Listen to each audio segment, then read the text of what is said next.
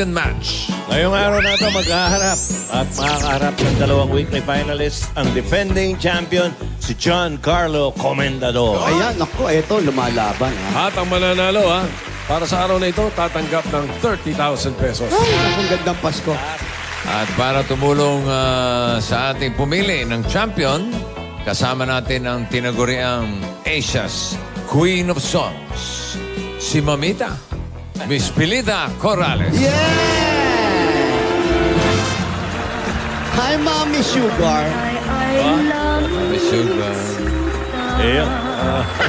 At lagi kong dasal sa may kapal. Mga tumumba ka. Oo nga, siya lang gumagawa. No? Masakit Masakit pala. ang balakang mo, Masakit Brad, nga pala. Simulan na natin ang kantahan. Ay, ayan na. Sige.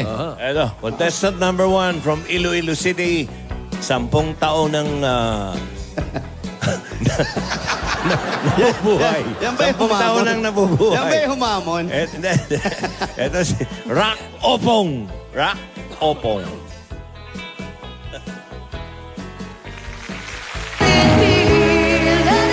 Ako si Galeno Rock Opong.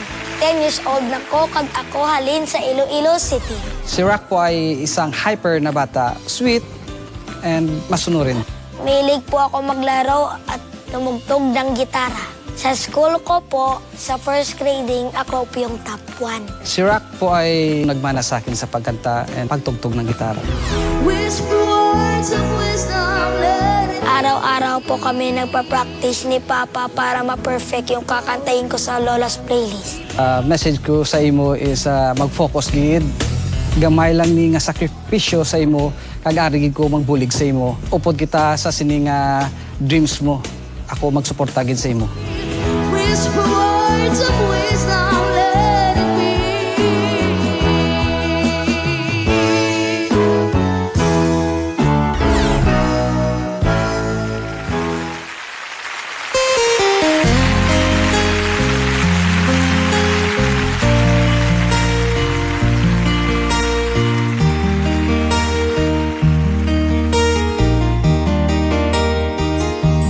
I can tell by your eyes that you've probably been crying forever.